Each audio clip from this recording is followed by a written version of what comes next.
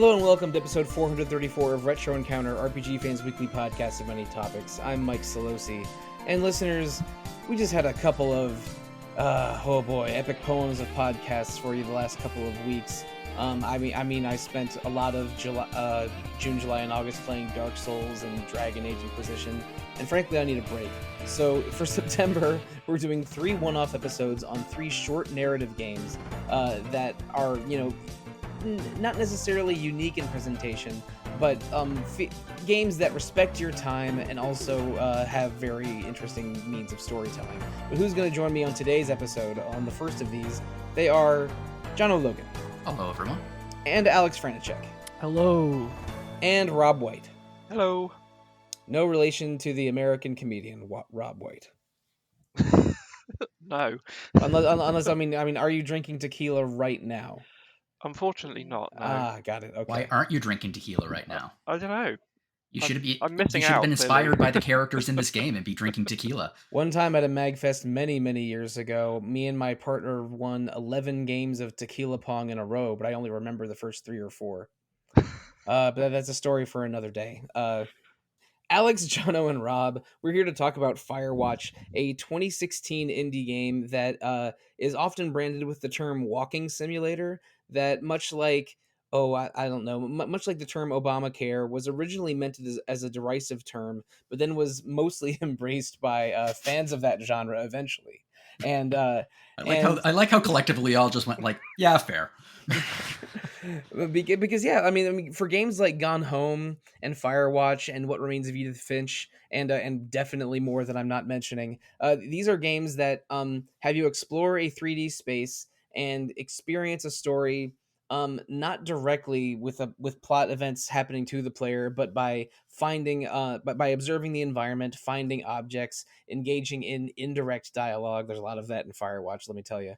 But there was very little in the means of actionable combat or platforming challenges or some things that you might associate with a video game with a start, middle, and end. But these are a walking simulator is you're exploring a space.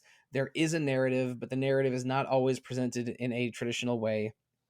And frankly, in the 2010s, we had several good ones of those. I mentioned Gone Home. We did an episode of Gone Home for the podcast many years ago, I think in 2016.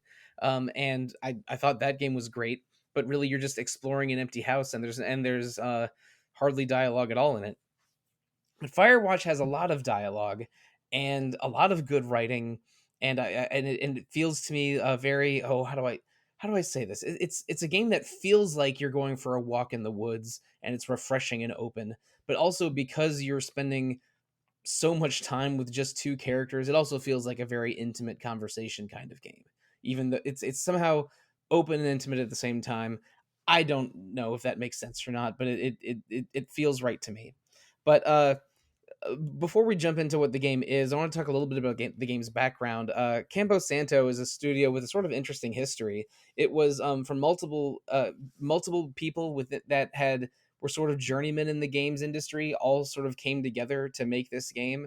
Sean Vanneman and Jake Rodkin were both writers for Telltale games, but didn't want to be. But after the success of Walking Dead, they didn't want to be stuck making like games for other franchises and wanted to strike out on their own.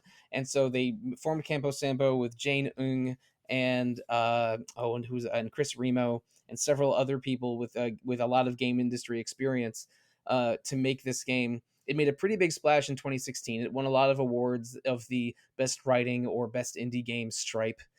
Remarkably, Vanneman and Rodkin and some other of their friends are longtime. They were creators and longtime collaborators for a video game community called Idle Thumbs. So, like the people that had the Idle Thumbs website and were writers at Telltale made their own indie studio, and on the Idle Thumbs website and the Idle Thumbs podcast network, because they had at some point they had 15 damn podcasts going at once. And I was an active listener of the main Idle Thumbs podcast for several years, and they were chronicling the development and the problems they were encountering and why they were excited about what they were doing over the course of that podcast. So even though I didn't play this game until this year and finished it less than 24 hours ago, I feel like I know a lot about the development of this game because I listened to people talking about it for a non-trivial number of hours of my life. Before I end up talking too much, as I invariably do on every podcast, Jono, what's your history with this game?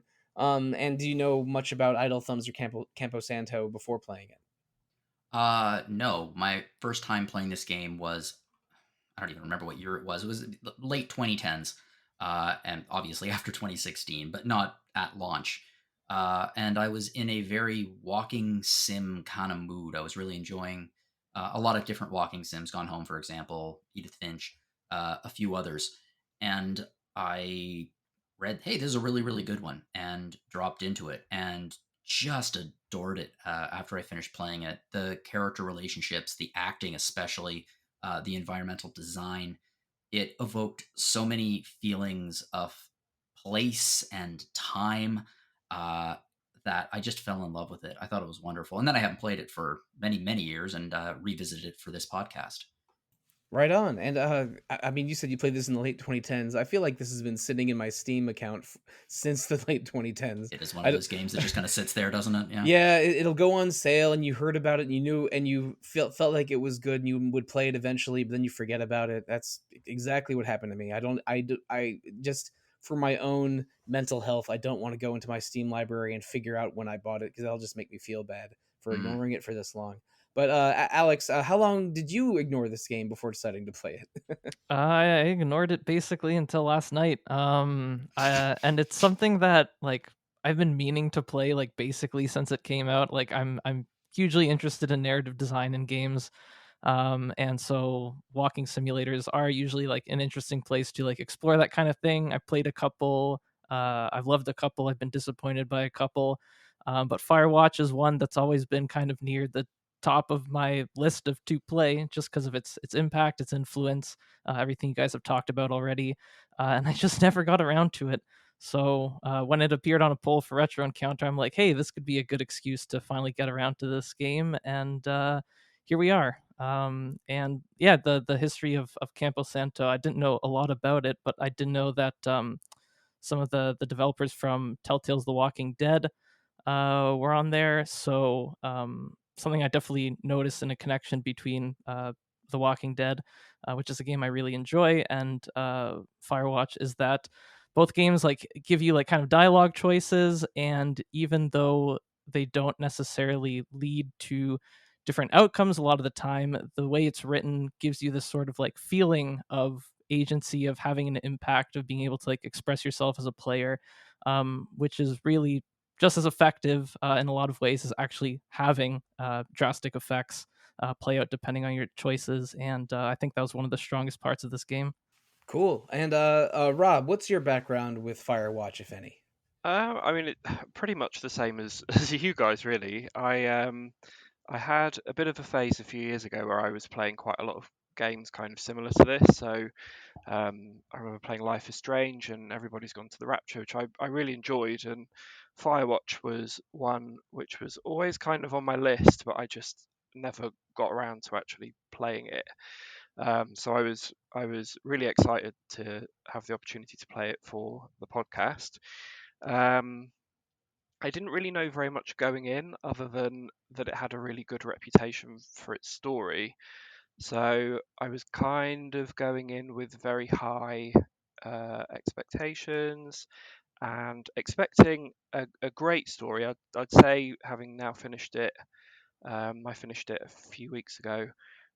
I probably got a very good story. I do have maybe a couple of issues with it, but I really enjoyed my time with it for sure.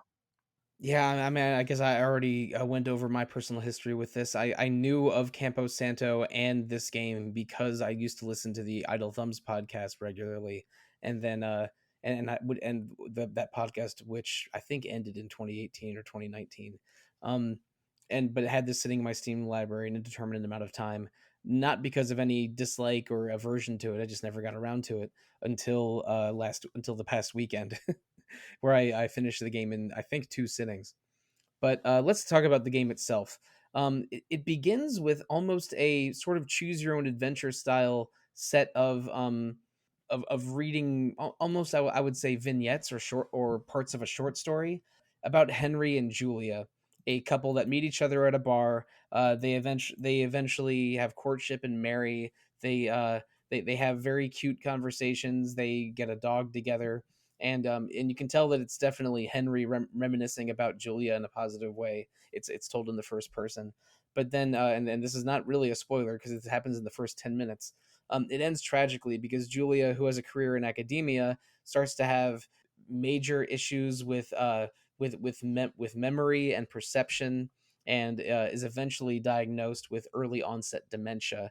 I don't know if they say if it's Alzheimer's or not in the story. It's mentioned at one point in the dialogue. Right. Okay. There's several conditions that can Yeah, create exactly. early onset dementia, but Alzheimer's is by far the most well known one. So and that's a truly tragic thing to happen to anyone. I have not experienced this, but I know many family members who have, where the person suffering from dementia will have moments of lucidity or even extended periods of lucidity, but sometimes they will react in fear or anger and not recognize the people around them. And when a loved one does not remember you and tells you that they hate you, which doesn't necessarily happen in this game, but can happen in these situations. It's just one of the most heartbreaking things. So Henry, who is definitely worn down and depressed about everything that's happened to Julia, eventually surrenders her to a care facility in Australia where she's from, and decides to take a part-time job to just separate himself from all of, from this anxiety and drama as a Firewatch volunteer. Well, not a volunteer, a Firewatch worker in Shoshone National Forest in Wyoming, which is a very very remote area. And also this game takes place in the 1980s, so there isn't that sophisticated satellite technology that they can continuously monitor everything going on in the forest. So there is a network of watchtowers where workers will just observe the forest and take care of it. And if there is a fire, they will signal for fire and rescue as soon as possible to prevent a large scale forest fire. So Henry is a fire watcher, and on his first day on the job, he gets his things squared away in his little watchtower. You see him park his truck and hike over to it, and then he settles into a routine with his boss Delilah, where they have regular conversations over walkie-talkie. So, without getting too deep into the story of Firewatch, what did we think of the at the risk of trying to sound like I'm much younger than I actually am, what do we think of the vibe of this game? I mean, I compared it to like an open walk in the woods, but also an intimate conversation.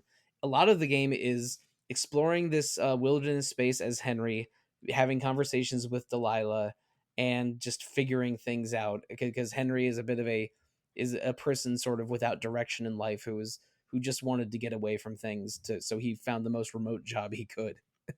Like, what do we think of the loop of this game, the feeling of this game? As I said, I love it, partially for two reasons.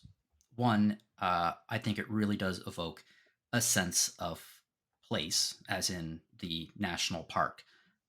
It's fascinating the way it does it. This is an absolute. I think it's a gorgeous game, despite the fact that it doesn't have incredibly sophisticated graphics. The graphics are very stylized with an art style, but everything still looks very natural. It looks like nature, especially when you're just exploring, when you're looking around. Everything from the watchtowers to the creeks to the rocks to the trees, everything just it feels like you're going for a hike.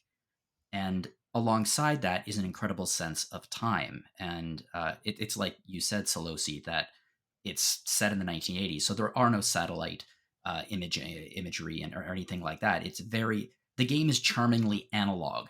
Uh, it's a period piece, and because of that, you're dealing with things like handheld walkie-talkies. You're dealing with trackers that kind of go beep. It feels like the 1980s, and I think what reinforces that is the dialogue between the characters. Oftentimes, talking about at one point they're talking about the environmental concerns of the 1980s and Reagan's complete lack of interest in them, shall we say. It feels real. It feels like this is a story that's happening in the 1980s. I love that. I think it's just a wonderful vibe. And the other thing that I really love about the especially the opening is that it kind of gives this is going to sound flippant and it's not meant to be at all. The opening allows you to choose what kind of emotional damage Henry is coming into the job with. Hmm. Like regardless, yes, his wife is going to be diagnosed with Alzheimer's, but you kind of get to determine in your own mind what kind of person Henry is based on the choices that you make early on and what exactly happens. For example, you have two choices at one point. You can say, okay, she is getting much, much worse. Do I follow her family's instructions and wishes and put her into a care home, a very good one? Or do I take care of her myself? And yeah, arguably it leads to the same place where Henry can't take care of her himself and she ends up living with her family and being taken away from Henry. Uh, but either way, it's the kind of it leaves you with a real sense of what kind of choice did Henry make? Does he feel like a failure because he couldn't take care of his wife, or does he feel like a failure because he made the choice to put her into the hands of people who could take care of her and he can't? Um, and I feel like that colors the character and eventually colors the relationship that he develops with Delilah, depending on what he shares with her. So I think the opening of this game, the choose your own adventure style thing, is a wonderful way to open it up and really to get to know the character that you're going to be playing for the next couple of hours. Yeah, and the decisions that you make in the opening dialogues will affect some dialogue, Mm. but not in a major consequences kind of way. I don't think any of the decisions you make at the beginning will change anything about his relationship with Delilah or like the events of the game. But you're right, they do inform Henry's character, or at least inform the player's idea of Henry in their mind. And you can have him be like a little bit more empathetic or a little bit more distant, but no matter what, it's extremely clear that he loves Julia and feels awful about everything that's happened, Mm. and at least in part blames himself, even though he shouldn't. I think also I've never had anything like a partner come down with Alzheimer's or my wife becoming sick like that.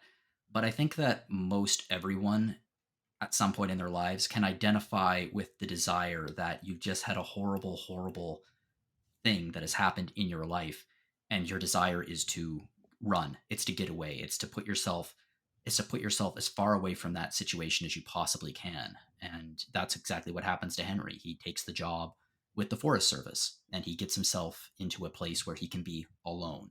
And I feel like that's a very relatable feeling for most people, that desire. Even if they don't follow up on it, they feel it. Yeah, that introduction also just sort of allows like the player to feel some sort of like complicity into Henry's background, which is another reason why those difficult choices are so important. Even though like basically whatever choice you make regarding like the long-term care facility, for example, um, it still just like makes you identify with the character more, and it makes you like feel like you can immerse yourself a little bit more into the background of Henry, and like feel like that there was no sort of like good decision to make to like sort of understand the difficulty of this sort of situation. So despite all being like presented in text, like kind of like a Twine game with some music playing in the background, it's a really really effective introduction. I think the other interesting thing that it does is I won't get too into it at all yet. But as you progress later into the game and the plot sort of spirals and your relationship with Delilah develops, it's like how long is that beginning, which is so like emotionally powerful? How long is that like sticking in your mind, or are these like other sort of like elements that you start to experience to the game? How do those start to like distract from that like beginning that is really like the foundation of Henry's character from the beginning to the end, really? But we can talk more about that later on, of course. The other thing I'll just say about like the general vibe that Firewatch establishes in kind of like its early days, like its first 2 days of in game gameplay, is it manages to be like very very linear, as any walking simulator is, but dress it up in kind of like a way that feels more like you're playing a simulation, which is really interesting, and it does it really successfully. Where once you like kind of descend your Firewatch tower and you're sort of fumbling around, you're like pulling up your in-game map and your compass and trying to like situate yourself in the space with some of Delilah's help. You really do feel like a little bit lost. You really do feel like you can wander like off path, even though like the way the environment is designed means that you actually are pretty much on rails the entire time. So I thought that was really effective, that the game managed to instill this sense of like open space and like a simulation of being in this natural environment, while still being very linear in its progression. I just thought of something. The relationship between Delilah and Henry, where Delilah is the voice in the ear all the time telling Henry what to do. It reminds me of Diana and Agent 47 in Hitman. I would love to see these two actors do a parody of just adding a new voiceover to one of Agent 47's missions. Oh wow! Just before you said Hitman, I thought you were going to say that this is kind of like BioShock, where A little bit, yeah. Delilah is manipulating Henry with a trigger phrase that gets him to do any task she wants. Would you kindly burn down the research facility? Yeah. Would you kindly make your way to the drop box at the north of your position? And if anything, BioWare. Whoops, wrong bio. BioWare was last month. BioShock was 2007, and I think was maybe the most emblematic game in the finding audio diaries phase of AAA development, where there was there would be audio. Either you were in communication with someone, or you would find say an audio tape on the ground that would play back to you, which is just there was so much indirect dialogue in video games around that time. There was even a South Park episode making fun of it, which is, or no. I'm sorry, they made fun of it in the South Park video game, which we did cover on the podcast many years ago. But it's a really, really good game. It is. Those two South Park RPGs are shockingly good. Like, I wouldn't recommend them to someone that hates South Park. In fact, I wrote the review for one of them on the site. Those are quite good. Anyway, Rob, whether it's about the dialogue or the nonlinearity or the means of storytelling, what was your early impression of Firewatch? I mean, one of the most impactful moments to me from this game happened quite early on, and I think it really encapsulates a lot of what this game is trying to do. And that was a conversation, obviously with Delilah over the radio, where she is basically ranting about marriage and how like awful it is, and why would anybody want to get married. And at the time, I think you're given two options, and those are to either not do anything and just let her carry on ranting, or to interrupt her and be honest and reveal something about yourself that she doesn't already know. And I thought that was a very interesting choice, because it is getting you to kind of think about what he would do in that situation. Like, who is this character to you? But also to kind of investigate more about why he's there in the first place. And do you want to develop a relationship with Delilah, in which case you do need to be honest with her? Or do you want to not have to face up to what's going on in your life and just kind of ignore what she's doing? But then also on top of that, it's getting you to kind of evaluate those similar things, but from your own personal point of view. Like, what is your opinion on marriage, and what would you do if you were in this situation where a loved one has dementia and you're not sure, like where to turn or what to do? And I kind of left that conversation feeling like I had kind of taken more from it than maybe I initially was expecting to. And I thought that was really cool. But also, just kind of going back to the sort of graphical style of this game, I really enjoyed the quite nostalgic vibe to a lot of the like color palette that's used generally. I thought that was really nice, but also the fact that it's so consistent, is feels almost quite different to a lot of games like this. I'm, as someone that doesn't play these kind of games very often, when I look at like a world map or something, I'm used to kind of like a variety of different biomes and different kinds of environments. And the fact that the map is not huge, but all of it feels very consistently designed, to me gave me an idea of scale that I'm in a very small section of somewhere which is much, much bigger than me. And it really makes you feel very small, which I thought definitely kind of heightened the experience, especially in some of the tenser moments of the story. So I thought that was pretty cool as well.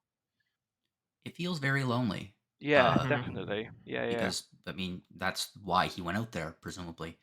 And I think that plays into the relationship he develops with Delilah in the sense that I'm going to compare this to maybe some people will disagree with me, but the relationships that is developed between the two, um, and the reason why my version of Henry felt comfortable sharing things about his life with her Hmm. and it felt natural is because of the uh, separation between them, the distance between them. You don't see her; she's a voice, and that reminded me a fair bit of being a teenager, very early 20s, talking to people on like MSN or ICQ, like being able Mhm. to open yourself up to someone because you're not right in front of them. That distance allows you to share something of yourself. Yeah, for sure. Yeah. Yeah, it reminded me of like IRC chats or AIM. Like, well, I mean, definitely some of your friends on those services will be people that you know in real life, like your school friends or whatever. But your relationship with someone that you met in an internet community is different from someone that you have in person. Just the level of if there's a great distance between you, maybe you would share things that you wouldn't share to someone that you know that is one of your school friends. I know I'm just sort of rehashing what you said, Jono, but No, yeah, yeah, this Henry's relationship with Delilah does feel like internet pen pals more so than a friend that he really knows. And I think it's a deliberate choice because I mean Henry does encounter people sometimes. Like very early in the game, he yells at some teenagers in the distance that are setting off fireworks, and at one point he's even attacked by someone, but you never see them clearly. You don't actually have a physical encounter with a person until the last 5 seconds of the game. That where you can actually see the person and like I don't even really know how human faces look in this game because you're never really presented with one for the huge majority of the game. Well, there is the photo on his desk in the tower, which has him and Julia in the picture, and that for me was, I don't know, I would have preferred to have absolutely no idea what anyone looks like in this game, I mean, because you have the you have the brilliant portrait that Delilah made of Henry at oh the end of the yeah, game. Oh yeah. yeah. That's very funny, yeah, and I think that is informed by your dialogue choices there because Mhm. when he asks her to when she asks him to describe his eyes, you can say like sharp or tired or something, and then I think that will affect that end result. Mhm. But yeah, again, it's most of this game is walking in the woods and having conversations with Delilah, and as events start happening around you at first innocently and then they spiral a little out of control. Let's move on to the story a little bit. I don't want to hammer on every single story point in this game. But we do need at least to talk about what happens a little bit. So, listeners, if you're spoiler conscious, here's the part where you skip 6 or 7 minutes. Um, at first, it's pretty quiet. Delilah sort of is giving Henry some basic advice of how to navigate around and how to use tools and use the drop boxes that all have the same password on their lock, which as a former Parks employee is felt a little bit very real to me. 1, 2, 3, 4. Every single master lock in the party place where I used to work had the exact same key. I ended up keeping one of those keys, so I could probably easily break into Parks in my neighborhood if I wanted to. But that's not important. But so Your you, Honor, I submit this as evidence. This podcast episode. oh boy, You're being recorded, Sollosi. that's it's hilarious that you assume that the my local parks department has the funds or time to sue anybody. But basically, you learn how to navigate the area around you. You have you find a backpack that's full of a infinite supply of ropes that you can tie to poles. You much later in the game you get a brush axe that lets you cut through blocked paths that are overgrown. But it's almost a Metroidvania kind of thing where you need certain tools to get to certain places. But eventually, like maybe a one-way path through becomes a two-way path through as you get the right tool to move through it. Or maybe after a certain plot event happens, new paths open up to you because after there's a minor brush fire with fire control happening in the sort of midpoint of the game. Later in the game, there are clear burned areas that you can go through that were blocked before. It's not really a Metroidvania game, but it sometimes when you're navigating it and you see areas you can't access yet, maybe it feels like one. It uses gates. Yeah, right. But early in the game, Henry confronts some teenagers that are drinking and troublemaking. They accuse him of being a creep, which is odd because that was the first time Henry encountered them, where they seem to think that he had been there. He had been following them a long time. Foreshadowing. He comes back and sees his watchtower has been trashed, presumably by those teenagers. You eventually have to get some boards to repair the broken window there.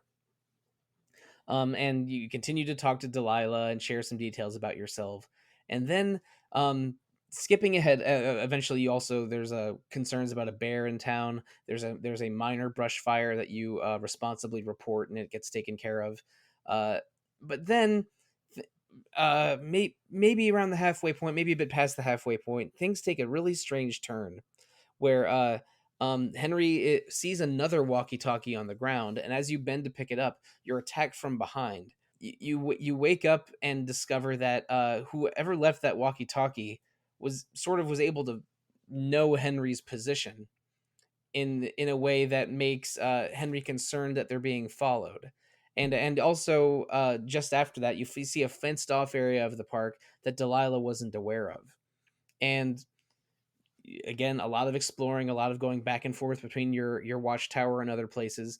But eventually you go to an old scout camp to pick up that a hatchet. You break through the lock and find a sort of camp where someone has used fairly sophisticated radio equipment to eavesdrop on Henry and Delilah's conversations. And there's even detailed notes pages about things that Henry and Delilah have said, and even like notes on their personalities, which freaks out Henry and Delilah very, very much. They eventually find a way for Henry to change walkie talkies that hopefully isn't bugged.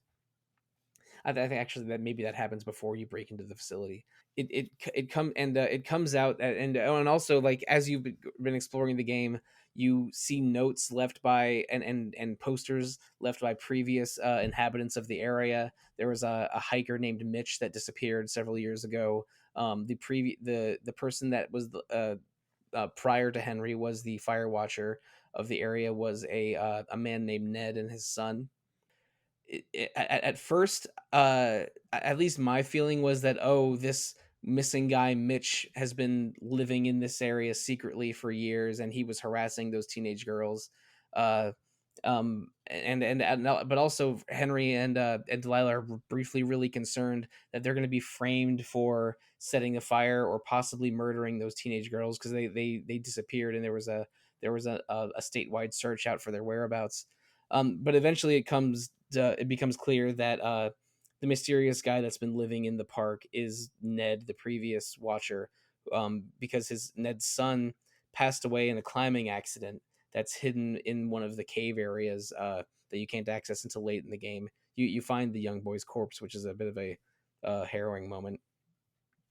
But he's been living there to try and steer people away from his son's body, and also probably because he's gone a little crazy and broken down for it's surprising and moving when you find Ned's camps and sort of piece together what happened. You even find a little hideaway that the young boy was using, where there's comic books and a D&D manual and a bunch of and I think a little dinosaur toy.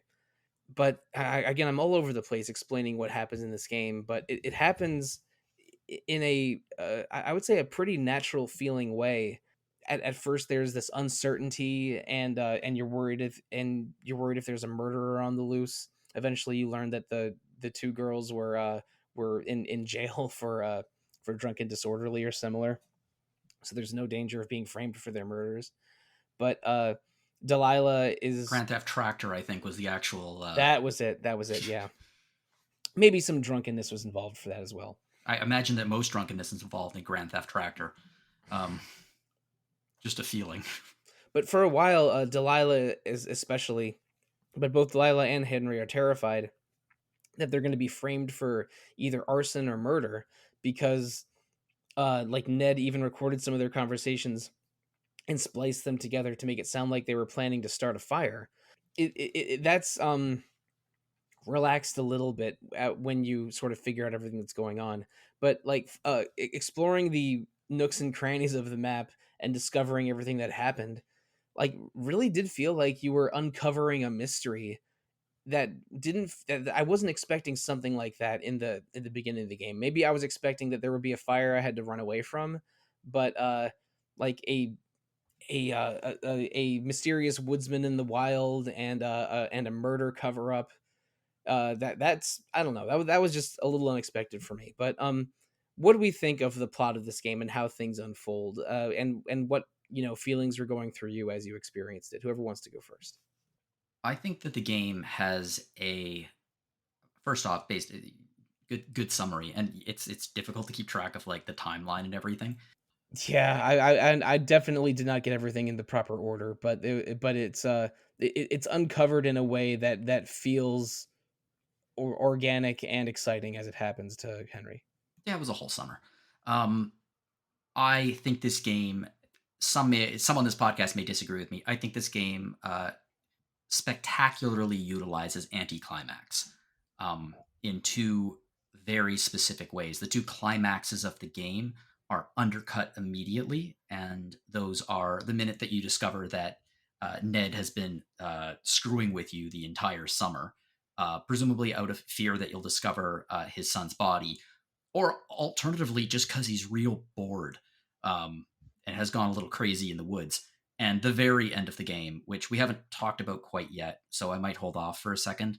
But like both moments where there's this big conspiracy that is set up, and then you're discovered that, oh, nope, none of it's true. And there's a moment there where I can understand the disappointment, but also I like how mundane it feels. And I like the final conversation. Ned leaves you a tape where he explains his reasoning, and he says, my son's death was an accident. I never intended it. I was just trying to teach him how to climb, and he fell because he couldn't climb. And it's this extremely well acted, guilt written tape.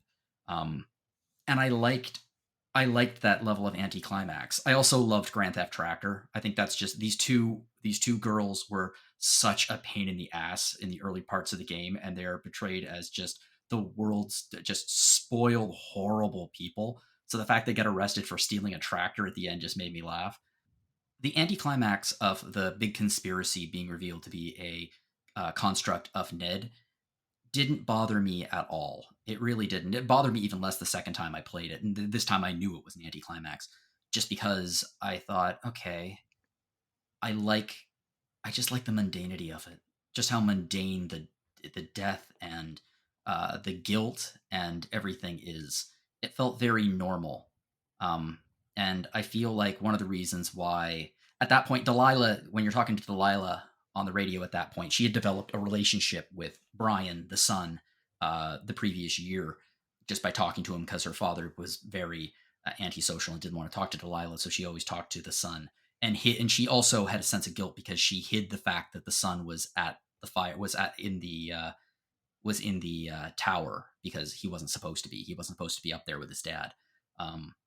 So Delilah blames Ned for the death, saying he killed her, and my version of Henry, and I feel like the default version is almost more understanding, where it was just like the guilt that Ned is feeling about his son can almost parallel in a weird way the guilt that Henry is feeling about Julia.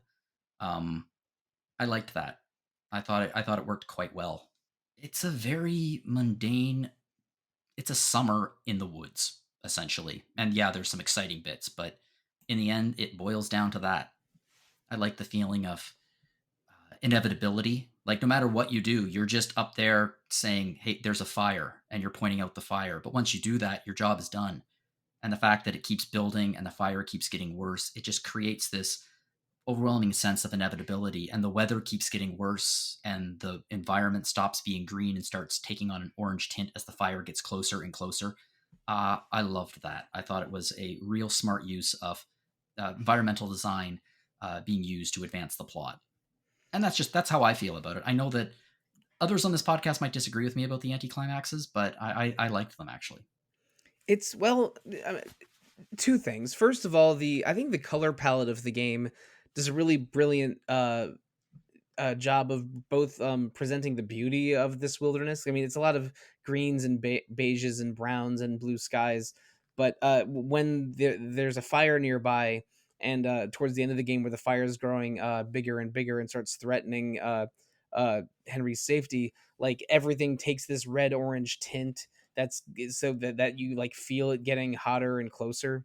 It's all just the color palette of this game just communicates what's happening in the environment really brilliantly. And regarding the mundanity, like more than a lot of other, well, more than almost every other video game, this feels like something that could just be a true story. Like, I mean, yes, there's a murder cover up and a crazy guy living in the woods, but mostly it's just unfortunate things happening to some troubled people and them talking about it. And I mean, there's 1,000 true crime stories that are less believable than this to Mhm. me. And the fact that there is anticlimax and routines that your character sort of has to do for their job, and like there's no fast travel in this game. Sometimes it might like a story chapter will end and you'll wake up back in your tower, but you have to sort of walk to every single place. Just With a compass. yeah, with a map and a compass, and you have to hold the map out in front of you and zoom in on it to check to see where you are. It's generous of them to actually give you a cursor on the map when you check. Yeah, this game feels kind of like living a person's life more than a lot of other video games do because of the mundanity, both of the actions that you do and the events that take place. I feel like that's a strength of walking simulators. Not all walking simulators. Some of them tell very fantastical stories, like I don't know, the Forgotten City. But walking simulators, it kind of excel in that the mundane life, where there is no real puzzle solving, or there are no enemies to shoot. It's Dear Esther. It's this, and it's just Gone Home. It's just you are exploring a place and you are living your life. And I think walking simulators are a great genre for exploring more mundane but still touching stories. Yeah, I think that's a really great point, and it's why I really loved like the first like 2 days of this game. Like I thought like the way he was able to like fill in kind of the mundane experience of walking through the park and like deciding like to what extent you want to engage with developing a relationship with Delilah, how much you want to like call her about like just seeing like mundane things throughout the park, just like have some level of human contact. I thought all of that was done like brilliantly. So it's like when the story started getting more into this conspiracy plot is when I started getting a bit more skeptical. And my issue actually isn't with like the anti-climaxness of it all. I thought that that was actually like fine in terms of like overall like plot writing. But the execution of it is where I thought it felt like a little bit lacking and unconvincing. And I'll start with what I like about like this section of the game. I think it like gets into really interesting elements regarding like trust and paranoia that have to do with how you start like seeing Delilah as like this grand conspiracy, this potential conspiracy at least starts to like unfold. Like she becomes expresses like a little bit of suspicion towards you at certain points. You can express a little bit of suspicion back towards her at certain points. There are these sections where you're like going into like a cave or something, so your communications with her are completely cut off. And I remember at those points specifically I started like those feelings like of paranoia started to like set in a little bit. I'm just like, oh my god, like I've never actually like met Delilah. I have no idea who she is, who she might be working for. Like, can I really like trust her? And then I'd talk to her again, and that those feelings would subside. So the fact that the game was like putting me through like all those like feelings of like questioning, just based on like kind of like the being in the state of isolation and having those moments of getting cut off from her, I think is quite brilliant and something I really enjoyed about it. But it's just like the thing about Ned, like it felt like it was the game was deliberately trying to mislead me in a way that I didn't appreciate that much. Like the moment when you like break into the camp, for example, and Henry starts like commenting about like, oh, there's all this like complex like spying technology, because there is. It's like, oh, like how would this looks expensive? How would someone even be able to like get all of this here?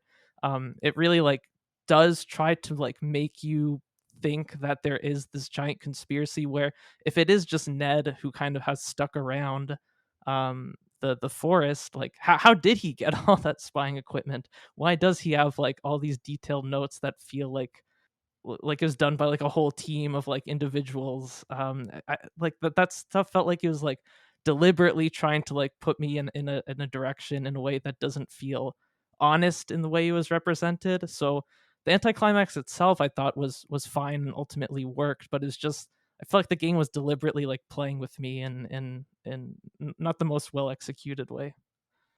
Yeah, I feel like the story has kind of two facets to it for me. There's the very sort of face value, this is what is happening in the game, and that side of the story I was left slightly disappointed with. I think I was hoping for something a bit grander. Like Aleks was saying, I think the the routes that it was starting to lead me down, I was getting quite excited for that to be what was going on. So yeah, I've got to say I was slightly disappointed when that was not the case. But then what I found really successful about the story in this game was the other facet, which is the side which I think is more kind of metaphorical and gets you to think about how you would respond in certain situations. I loved how the sort of increase in the like raging of the fire throughout the story was kind of mirroring, what was going on with his wife at the same time. Obviously, she's got a kind of metaphorical raging fire inside of her.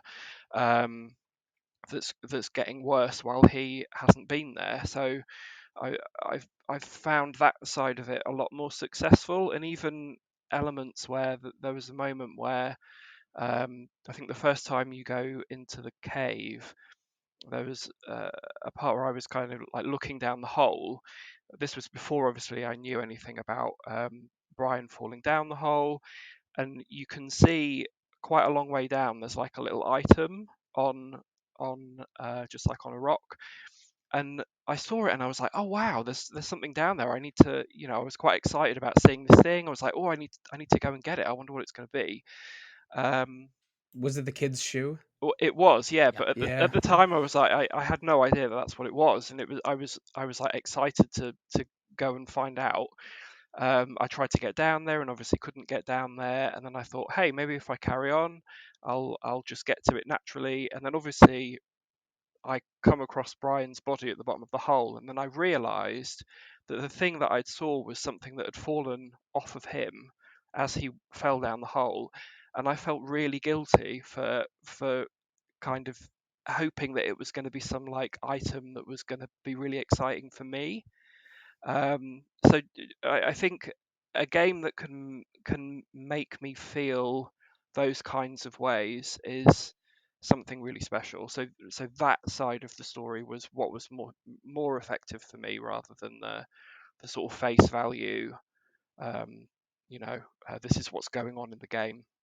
The way I've always looked at the whole situation with Ned and the quote unquote conspiracy um, is as a way to develop the relationship between Henry and Delilah, which I think is the entire game.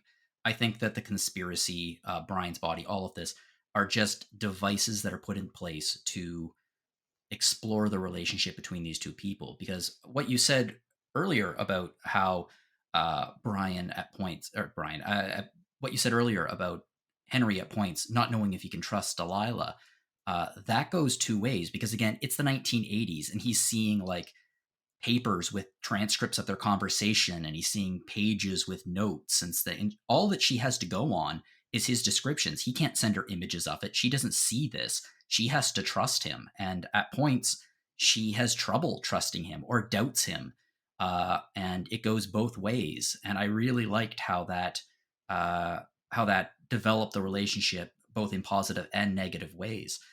For me, the money here, everything is about that relationship and how it develops and who these people are. And the plot with the potential conspiracy is beside the point. That's a device used to develop their relationship. Yeah, I mean, I actually agree completely. Like the characterization of these two characters, like the way their flaws are laid on their table, their virtues are also kind of expressed, is really effective, and they're amazing like voice performances from Mm. both actors for sure. Yeah, They are, yeah. but Delilah is so good. Oh my Yeah, god, she's good. for real. I guess it was just like I felt like there were deliberate like red herrings thrown out to make me feel like more bought into the fact that it would be this grand conspiracy than felt realistic. Mm. Everything that it achieved through that plot device, I think, was brilliant and will sit with me, sat with me ever since I finished the game, and probably will continue to do so. It's really more of just like a minor quibble in the way it was executed. No, I can't disagree with that. The way Ned sort of tries to drive a stake in the relationship and have them distrust each other is maybe where the game gets the most cartoonish, because I think Ned's delusion is that he can frame them for arson or murder and get away, but if Brian's body is discovered, then people are gonna it's gonna the trail will definitely lead straight to Ned. It's I think that if you think about the larger story a bit too much, the holes start to appear. This isn't the fault of the writers; it's the fault of just Ned being a crazy person. But ultimately, Henry and Delilah mostly trusting each other and keeping to get and still staying in communication with each other in the game's climax question mark. I say because the end of the game is Henry running to the far north of the map where Delilah's tower is so he can be picked up by a rescue helicopter. And I think they try to escalate the tension by make it seem like that the fire can overtake you at any time, but I don't believe that's the case. I don't think this game even has a fail state. There's no way to lose or get a game over screen. It's just, explore properly or use items properly until you find the next thing. And also Henry and Delilah are so intensely lonely that there's even points where they flirt with each other. And at least in my game, I'm not sure if this always happens, Delilah suggests that they hook up as a means of him trying to move on from Julia. And then if you respond at the very end of the game, as Henry maybe meeting Delilah in person after this is all over, she rebuffs him a little bit. So these are just troubled people with lonesomeness and regrets, and it's the writing and the voice performances carry this story a lot. I think if the dialogue felt less real or the actors weren't as good, we would not be looking at this game with nearly enough fondness, because it's a game that's entirely driven by just movement and dialogue, and the setting is so lovely and the dialogue is so lovely that I think ultimately it's a very successful, worthwhile game. I don't think this is the kind of game that needs to be franchised or even have a single sequel. No. But I'm glad that games like this exist, and I had a really good time with Firewatch, even though I think my time playing it front to back was less than 6 hours. I might be alone here. Maybe it's just where I was coming from at the time, but although it happened again when I was playing it, I think this genuinely has one of kind of the hottest moments I've actually experienced in a video game. Like Henry and Delilah one night are like looking at the fire and they're talking and they're having kind of a flirty conversation, and this descends or ascends uh, into essentially phone sex. Yes, And I know the part you mean. yeah, it feels like a natural build, and I think the reason why I found it very, very hot is because, uh, especially years and years and years ago, like I've been in those kind of conversations, like online or in person or on the phone, where it's you're just talking, and all of a sudden there's like a shift that neither person really means to make the shift, but there's just like a shift, and all of a sudden you're talking about something very different than what you were previously talking about. And especially based on who these two characters are, where they are, and the loneliness both are feeling, both in terms of their physical isolation and their emotional isolation. I thought it was actually a really hot and kind of touching moment. Mm. Uh, it cuts away from it. We don't get a phone sex scene, but it's. I thought that moment was just lovely. And you're right, Sollosi. The way, especially that moment when played up against what happens at the end of the game, is really, really Mhm. nice and a really nice emotional hit for Henry. For a second, I thought you were gonna make a joke that it's like the hottest moment in the game because as it's happening, they're also looking at a giant forest fire. But I'm Well, you glad you got to didn't set go the there. scene. You got to set the scene. Yeah, but that is definitely one of the most memorable parts of the game, and as you say, like the way it follows into that like second anticlimax of the game, the fact that they don't just end up getting together and Henry can like has like this easy way out of like the tragedy depicted at the very beginning of the game. I think that's a necessary plot point and a really great way to end it because you had this summer of escapism of like messing around with like this potentially like grand conspiracy plot that also sort of falls flat and becomes more mundane than was expected. That's exactly what Henry was looking for. He was looking for that escape by taking on the job in the first place. So the fact that it sort of ends with him really just coming to terms with the fact that he needs to go home and see his wife and confront his reality again is necessary. I also think there's another interesting detail that I really appreciate, where Henry wears his wedding ring at the beginning of the game, but there's a point. I think it might be like even after that, like sort of phone sex scene that you get, where the next morning you notice that the wedding ring's just sitting on his desk. So you actually, as a player, if you want to sort of like express your continued devotion to Julia, have to like manually pick up the ring and put it back on. So I thought that was also like a really interesting touch and little bit of player choice that doesn't have much of an impact on the grand scheme of things, but it's just a little bit of interesting interaction it gives you. I actually didn't notice that about the ring, but I did notice that there's a point where the photograph of them both is face down every morning, even if you pick it up. The next morning when you get up, it will be face down on the desk again. And I wonder if the two of those things coincide. If I play again, I'll have to have a look. Yeah, I actually didn't notice that about the photograph, so yeah, I wouldn't be surprised. There's some real good environmental storytelling in this game. Yeah. Yeah, I think that happened parts of the middle of the game, but for the final day, it was still face up. I remember noticing it in the window when I hadn't usually seen it. So, but there's small details like that that can change with your dialogue choices or are placed very intentionally, but just seem like minor details. Is it just I mean just contributes to all of the smart visual and design choices this game makes. And when I mentioned a lack of a sequel earlier, that was a little bit deliberate on my part. Campo Mhm. Santo had a second game in development for quite a few years called In the Valley of the Gods that was presented as sort of an archaeology themed game where it was a not photorealistic but very stylized world with maybe an art style maybe similar to this one where you would explore an ancient Egyptian ruin. And people were very excited for this game, but sometime during development, Campo Santo was acquired by Valve. And Sean Vanneman and Jake Rodkin and all those guys worked on games like Half-Life Aleks a few years ago. And allegedly, In the Valley of the Gods is still under development, but it would be a Valve property at this point. But no one's mentioning it on any of the Campo Santo staff's like online profiles anymore. It's possible that game is dead in the water. Now But talk about anticlimax. yeah, but I mean, really, Firewatch is sort of I mean, maybe not unique, but a sort of an unusual thing where It was an indie development team that of mutual acquaintances joining together, making a very well regarded game, and then and then sort of not dying out, but basically ending. And it's unclear if the same people that made Firewatch will make a game like Firewatch ever again. But that dream is not dead. It's just somewhere in Valve's HR paperwork and project documents. And that they aren't great at sharing sharing in like in process development with fans.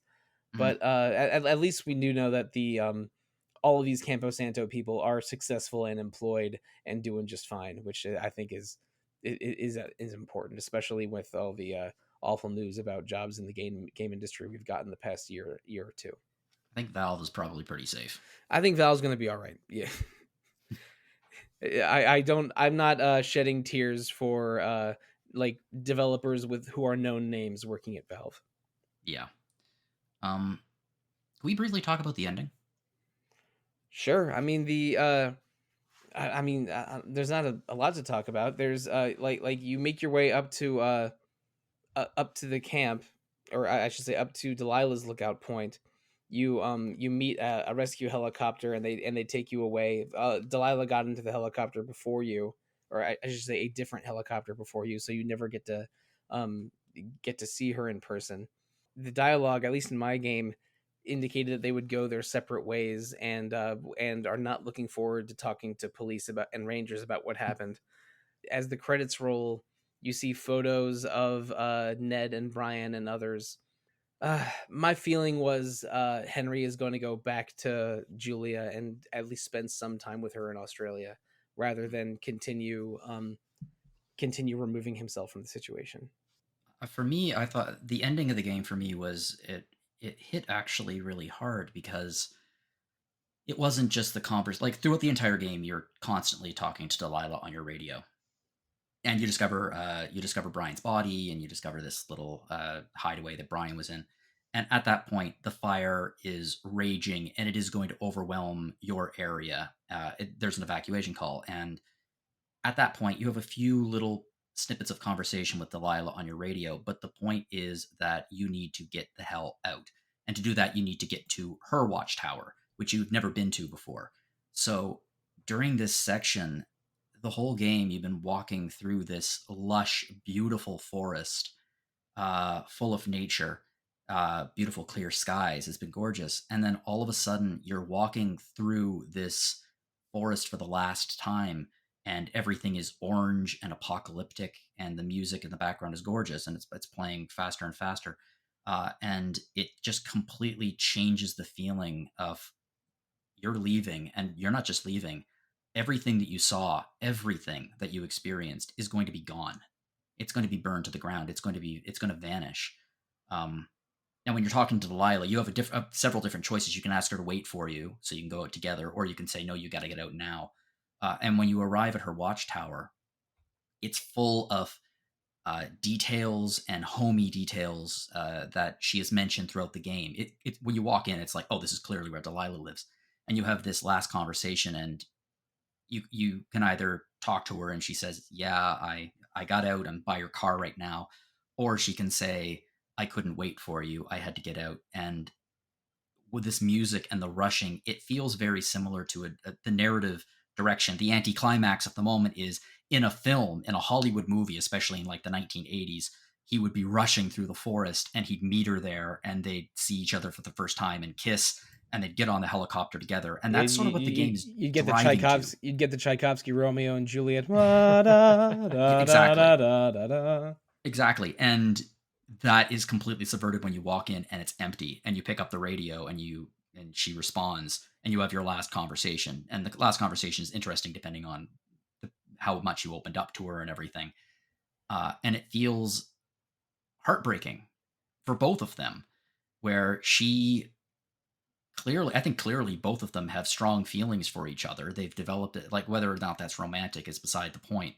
They've developed an incredibly strong relationship over the summer, and either they miss each other if Henry tells her to get on the chopper early, or she just can't bring their relationship to the next level because she is as broken as Henry is. Um, Both of which are heartbreaking, anticlimactic endings, and I think it works so well. Just the ending from the moment you say, okay, the mystery's over. Ned is going to go into the woods and maybe die, maybe not. I've got to get the hell out of here. From that moment to the moment he gets on the helicopter, I think is just a beautiful, beautiful piece of narrative, musical, and physical game design. So I discovered after I'd finished playing this game that there had been some backlash apparently to the fact that you don't see Delilah at the end, around when the game first came out. And I personally found that really surprising because for me, I think not seeing her is absolutely the best option. I think it's fine for these two people that have um, kind of encountered each other, um, well, by voice, to kind of support each other through what's actually happening in the game, but also support each other through what's going on in their kind of personal lives and sort of mental health wise as well. Maybe indirectly, but they've definitely been a support for each other in those kind of ways as well. And I think for me, it feels absolutely fine for that to just be contained within that moment of time, and for both of them then to kind of go their separate ways and to kind of take what they've gotten from each other, but then to kind of move on with their lives elsewhere. So yeah, I really enjoyed the ending of this. I think after maybe a little bit of disappointment with what was going on with the kind of bigger story, I thought the end in terms of the relationship between Henry and Delilah was absolutely fantastic. Hmm. Have any of you ever had I guess the closest thing would be a camp relationship, like you went to summer camp or you went somewhere in the summertime and you had this really intense relationship, and then you see someone outside of that context and it feels weird? That's Mm, kind of how I feel like the relationship between Henry and Delilah is, where their relationship was through voice, yeah. and to see each other in person would have felt weird. I mean, when I think of camp relationships, I mostly think of movies like, oh, I don't know, like Wet Hot American Summer, or Meatballs or something. I worked at parks for several years, as summer jobs, and then briefly full time. And this is not a relationship or anything remotely interesting or romantic, but one time, after I was long done with parks and I was about to graduate from university, I uh, I saw my boss just hundreds of miles away from where the camp where we used to work together, just hanging out outside a building by my college, and I did like a double take, and she was there for a wedding at the nearby chapel. I, when you see someone from what you consider a separate world step into a different part of your world, it's weird. I don't I mean I would be interested in the awkwardness created between them if Delilah and Henry were to meet for real, but I don't know. I'm sure these writers and actors could pull it off, but it would definitely be some level of discomfort. Some people who played this game and who criticize that choice, I think they just expect something different from their stories and something different from their games than Mm, what this game was interested in delivering. yeah. That's so true about so many games. Nothing can be done about it. Sorry, this is the story it's trying to tell, and if they had gone the way you want, it would have undercut the message. So, sorry. Well, even if Firewatch didn't necessarily match everyone's expectations, I think it absolutely delivers as a very fun walkie-talkie that involves a lot of literal walkie-talkies. Hmm. I mean, I hope we didn't feel like we were wasting your time, listeners, with this episode. We decided to just play some narrative games this month, and so far, I think it started strong. I liked Firewatch a lot, but again, it's only the first of three we're playing this month. Next week, we're gonna have an episode on Case of the Golden Idol, a recent adventure game that Jono, I'm pretty sure you're excited to talk about because I know when I first heard about that game a year or two ago, I remember even thinking to myself, "Oh, this is made for John O'Logan." Yeah.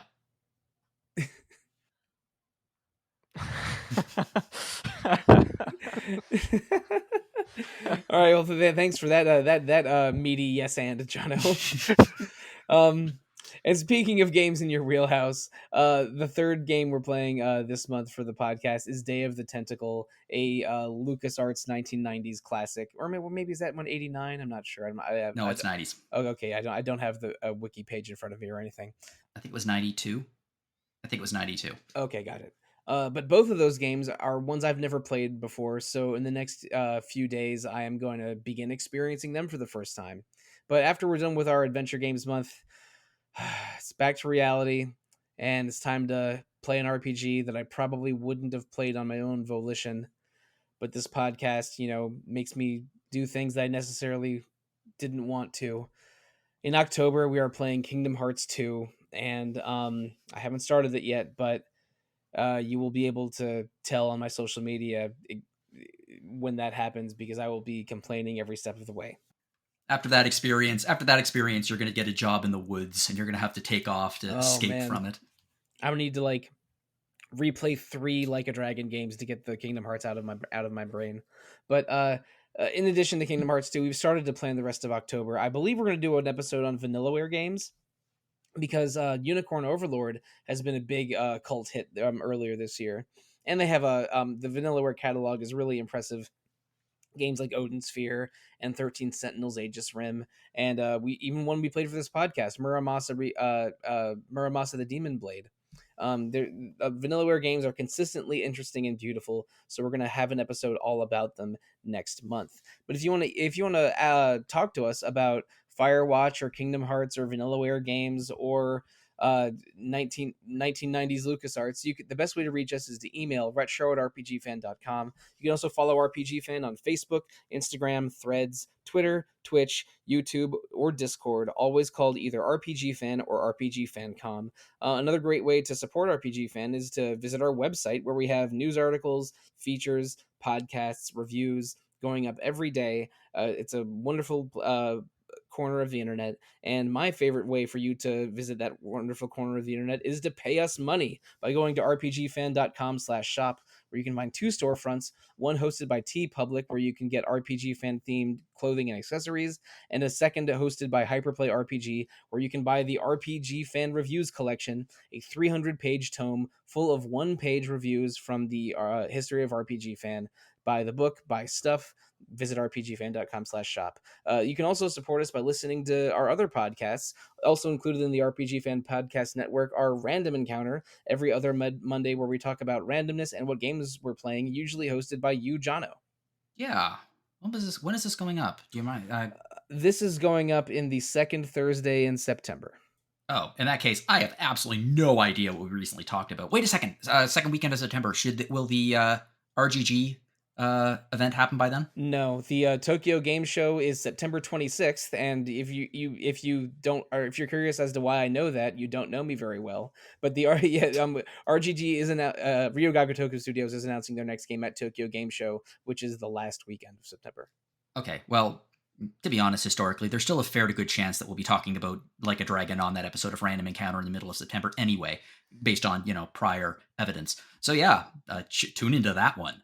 Random and Retro Encounter are only 2 of the 3 podcasts on RPG Fan. The third is Rhythm Encounter, every other Monday, about RPG music. You can review Random, Retro, or Rhythm Encounters on Apple Podcasts, YouTube, Spotify, or however you listen to podcasts.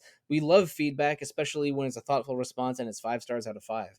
But if you want to give us 5-star reviews as people and not as panelists, how do you find us individually on the internet? Let's tell them, starting with you, Aleks. You can email me at alexfraniczek@gmail.com. Now, Rob. I'm on Twitter, RobotRob, with 0s instead of O's. Now, Jono. Logan at rpgfan.com. And listeners, you can find me on the internet at Evoker for Dogs on Instagram, Blue Sky, or RPG Fans Discord. So, playing this game made me wonder exactly, is that kind of job something I would enjoy? And I really do think that a 6-hour playtime is just right for this game, because while I'm sure I would enjoy parts of being a Firewatch worker in a remote American forest, I don't know if I could last that long without podcasts or video games. Listeners, thank you. Good night and good luck.